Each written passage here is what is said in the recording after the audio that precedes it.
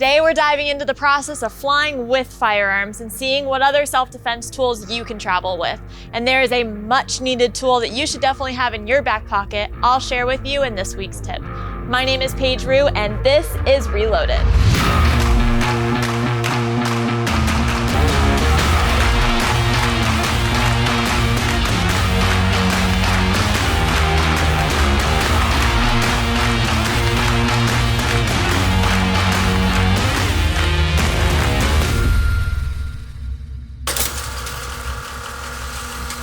Flying with guns, have you done it? Do you want to? Where can you? I get these questions all the time in class and while selling guns, so let's talk about it and see how easy it is. A few years ago though, I was going to a shooting event in Texas and obviously wanted to bring my guns, so I put on my big girl pants and I figured it out. I had a rifle, a pistol, and ammo, and all I was thinking was TSA is gonna love me. But honestly, it wasn't too bad. I went to the airline and TSA's website to see what I needed to do, and some airlines have different rules and I just wanted to be sure.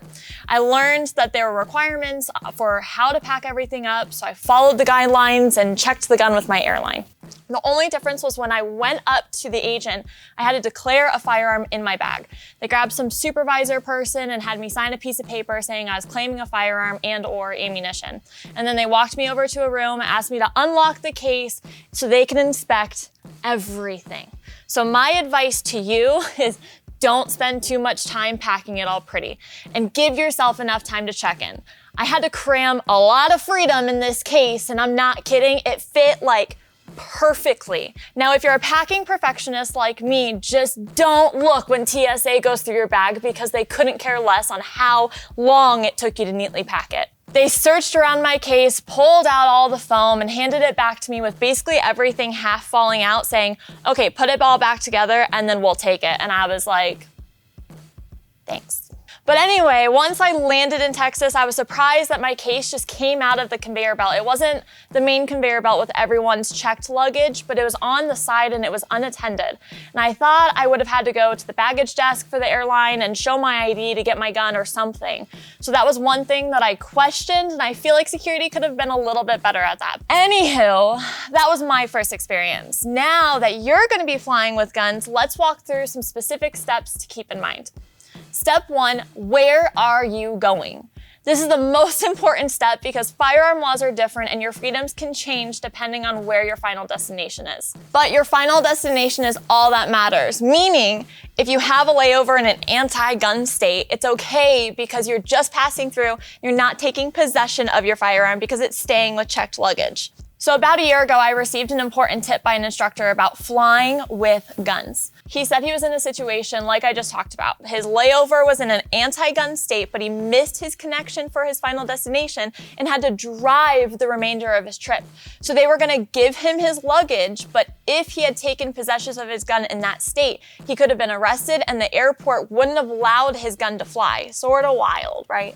So his solution, he declined possession of his property and told the airline to send it to his final destination, and he was fine, it all worked out. So I thought that was really smart. Step 2 is know the rules. Check TSA and your airline's website for flying rules, because it's possible for your airline to have additional rules on top of TSA's guidelines. So TSA basically says, declare any firearm and ammunition at baggage check. Guns must be unloaded and in a hard case. Parts like magazines, bolts, and firing pins can only be in checked baggage. This also goes for ammunition, only in checked baggage. Ammunition can't exceed 11 pounds and must be in its original packaging or in an ammunition hard case. Firearm replicas, including toys, must be checked, but rifle scopes, on the other hand, are allowed in both carry-ons and checked luggage. And honestly, I would definitely carry on my scope just because they're so expensive. Step 3. Pack like a champ. Buy a hard case that's durable and will fit your equipment comfortably. Remember, your case is gonna get thrown around like a washing machine, so you don't want any space for your gun to get tossed around and dinged up. Now, there are cut foam inserts that you can buy for any case, and you can actually trace them out so that you can trace out your firearms and fit your guns perfectly. A good tip that I heard from a coworker is use a case that doesn't look like a gun case, like a golf club case or something. This will help deter theft and then also just kind of deter attention from you in the airport that you have guns. A company called Save Your Equipment even makes gun guitar cases with cut foam. So talk about a cool Christmas present, because I kind of want one. Now, when I flew to Texas, I used this rolling Pelican case with cut foam inserts, and it worked great. It's durable and it has holes for the locks. So for ammunition, remember original packaging, which is normally cardboard, but I also recommend getting a hard case to avoid the ammo box opening during transport, and then you just don't want loose ammo because that's actually illegal. Oh, and it's super important to make sure your magazines and clips are completely unloaded. So once your case is packed all pretty, you'll need a few locks. What I recommend is do not get TSA approved locks. That may sound weird, but you don't want TSA approved locks on your firearms because they can easily be opened with a master key, and you just don't want that. You're allowed to use any style lock, but most airlines require a lock for every hole on your case, so be sure that you get enough. And normally it's 2 to 4 holes, but it just depends on how big your case is. So I like using locks just like these guys, or even smaller ones. Just make sure that you get them that can't be easily broken and are just big enough to fit the gaps around the case. So you should be the only one with the key, and keep that key with you once TSA takes your firearms. If someone needs to inspect your case again, they need to find you, and you need to be the one to physically unlock the case and be present when they're inspecting it. All right, step 4, almost done, declare the firearm. When you get to the airport, you'll have to go to the ticketing counter to declare your firearm. When I flew American Airlines, they had me go to the preferred or first class baggage check to declare mine, which I loved because the line was way shorter. But like I said, every airline is different. You'll need to unlock your case when they ask you to so that they can inspect it. And then you'll have to sign a slip like this, which will go in your gun case by law before you lock it up for the airline to take. Other than that, it's a pretty easy process. A final tip that I would offer to make sure that your experience is easier is to give yourself an extra hour on top of your normal airport routine, just in case the declaration process takes a lot longer, or you get called back to TSA checkpoint, I don't know, some reason. Airports can be unpredictable, but traveling with firearms does not have to be. Like, can someone please make this the new TSA instructional video for traveling with guns? Like, come on, TSA, I'm trying to help you out here. But what if you're going somewhere that's a no gun state? So coming up on the range, I'm gonna mess around with some other tools for self-defense that you can fly with no problem. Don't move, there's so much more to come on Reloaded.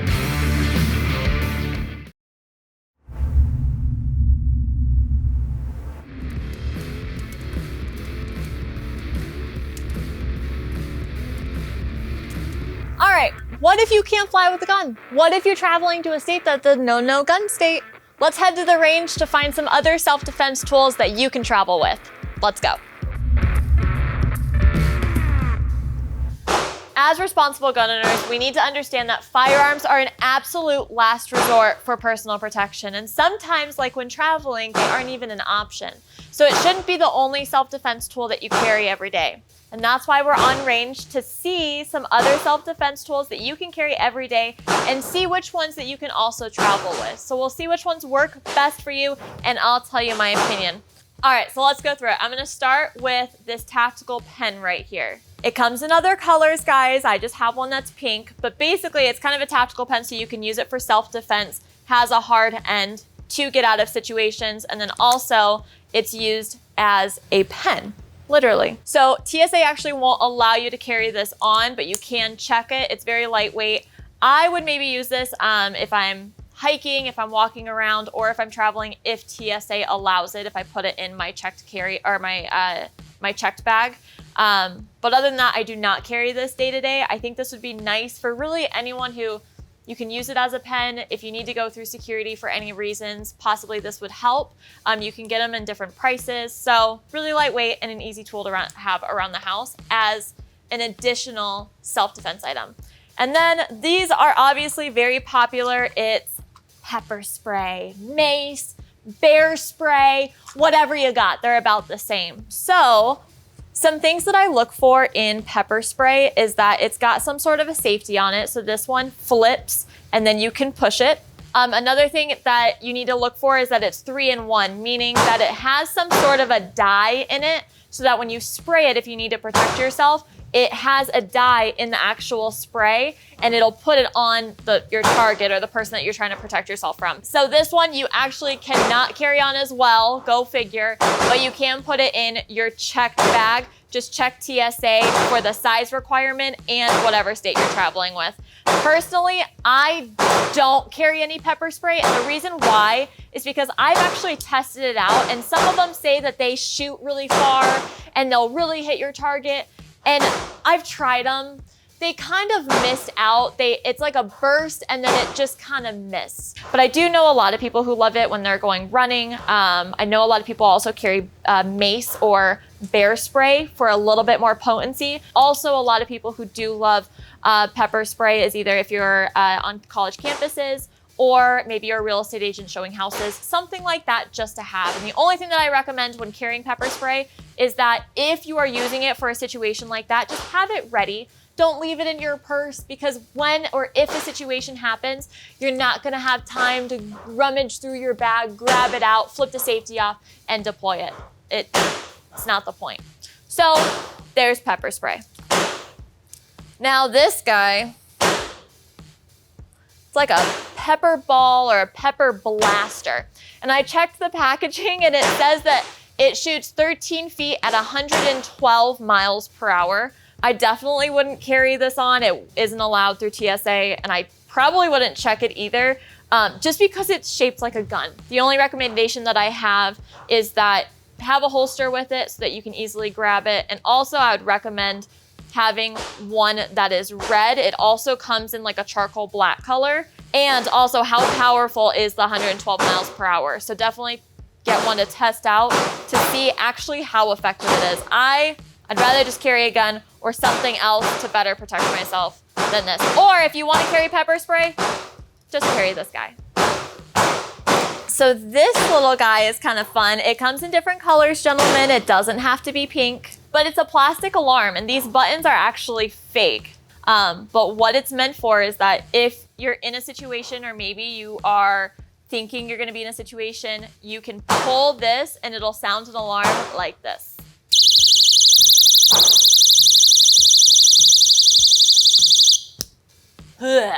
It's like an ear-piercing sound, and it'll draw a lot of attention to your bad guy. You can carry this. You can also fly with it, put it in your carry-on or your checked baggage. I like that one, honestly. I do carry one of these just as like an added safety measure. It's nothing that I can really defend myself with. It's plastic, but again, it's to deter the bad guy from using me as a target. And last one is going to be a little knife like this. So you're able to fly with this if it's in your checked baggage and if it meets the length requirements, but you can't carry this on. Shocker. I think now TSA only allows you to carry on like a plastic butter knife, possibly for food. But other than that, you can't carry anything on. Everything has to be in checked baggage.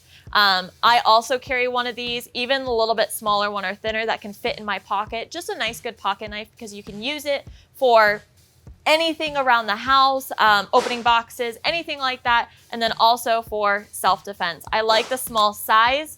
Make sure that you invest in something that's pretty sharp if you're going to use it. So out of this list, for travel sake, I would probably go with, like I said, the alarm and the knife, only because they both aren't bulky and they're easy to carry with kind of any outfit, and they're not shaped like guns like this. Also, they have different purposes, which I really like. But the biggest thing that I want to stress, regardless of your age or gender or size, is that you need to have a defensive mindset. So these tools will only help you if you have a defensive mindset. And that's also another weapon that you can use in your back pocket. And practice using your voice as a weapon, meaning yelling to get that person out of your way. So we'll dive into this in a future episode, but there are a lot of self-defense classes available that teach you how to have a defensive mindset and protect yourself when a firearm isn't available. So stay right there, because I'm gonna share my favorite self-defense tool coming right up in the tip of the week.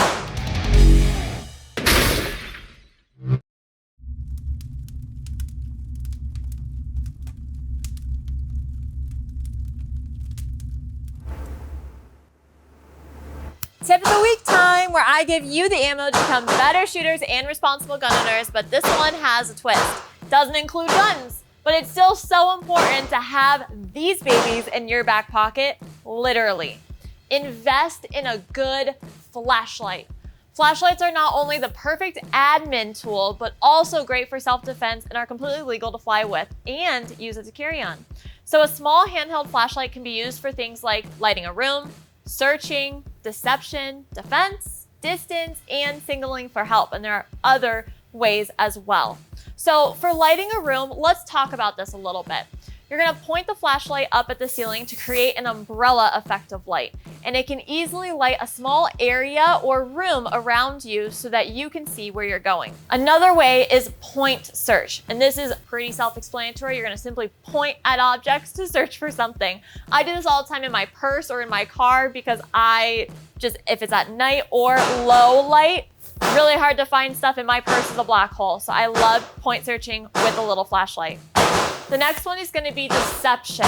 So extend your arm out to the side while pointing your flashlight at your target to deceive them into thinking that you're where the flashlight is at. This will also help you create distance, which we'll talk about in a few. The next one is defense. It can be used as a self-defense tool to hit and get away from your bad guy. Distance, I love this one. I've had it done to me before. It's so much fun to try. It kind of sucks if it's happening to you. But you do and create distance by pointing the bright light directly in the eyes of someone so they actually lose their vision for around 4 to 6 seconds. And that gives you time to either create distance, hide, or run. The last one is going to be signaling for help. So if you're stuck somewhere like a house or a vehicle and you need to get someone's attention, you can use a flashlight and wave it or use the strobe setting if it has one. Basically what that means is that you can flash it and get someone's attention. Now, a common misconception with flashlights is that it has to be pitch black in order for it to be effective. But that's not always the case. They can be used in daylight, dusk, night, and even indoors. Heck, I think I use mine more indoors or searching in my purse for stuff than anything else. Now, how do you know you have a good flashlight? So before I did some research and took some low light training classes, I thought the lumens are all that mattered, which shoot, you can go to Walmart and buy a 1,000 lumen flashlight for $19.99. So what separates the Walmart flashlight from the $100 or $150 flashlight? Lumens is the amount of light the bulb creates. So the biggest game changer is going to be the reflector, which is in your flashlight to project the light in a specific way. So back in 2009, the American National Standards Institute created a standard to help buyers make more informed decisions about the quality of flashlight they were buying. So on the packaging, you'll see some of these graphics to help you understand things like run times or light output. All right, let's go through them. So they have different sizes and then just different purposes on what you want to use them for. I'll start with this little guy. So I actually have one of these. It's really good to just put on your pants, put in your pocket, anything like that. And I use it as kind of like an admin flashlight. So if I'm searching for something, I don't want to blind anyone with it. It's just going to help me kind of search in my purse, search in my car, things like that. Notice at the center, it also doesn't have a bright beam. It kind of floods out because, again, don't really want to blind anyone with it. I love this one. Really powerful for the size too, and easy to conceal. Now these two guys are kind of similar in size, both different brands, but if you notice, this one floods a little bit more like that smaller one I just talked about, where this one's gonna have a brighter beam. So if you need to use it for creating distance, blinding someone with it, something like that, I think I would use this one more, and I think it'll project further as well. I will use this one. I can also conceal this one a little bit harder to conceal than this, but I would carry this as a self-defense tool. But this one is gonna be, I feel like it's gonna be too long for me to conceal. I can maybe put it in a backpack, something like that. This one's actually pretty bright. I like it. And I also like how thin it is. But it's pretty bright, and it also has kind of like that spotlight setting as well. Really good if you're maybe walking the dog at night, something like that. Hiking, awesome. Really thin and also lightweight. And then this baby is actually my home defense flashlight. So I keep this on my nightstand if I need to search for something, or outdoors when you're camping, because you really need to project and send that light down to see if you hear or need to find anything. So this one's really bright, and that center point is extremely bright. So if I were to flash this in someone's eyes, I'm definitely creating distance. I love this one. Like I said, I only use it for home protection and not an admin day-to-day carry. So personally, I didn't realize the importance of a flashlight until I took specific low light courses, but this little tool helps me both in everyday life and self-defense. So moral of the story, get yourself a good flashlight. They're obviously more useful than you think. All right, before we go, I need a 2-way break.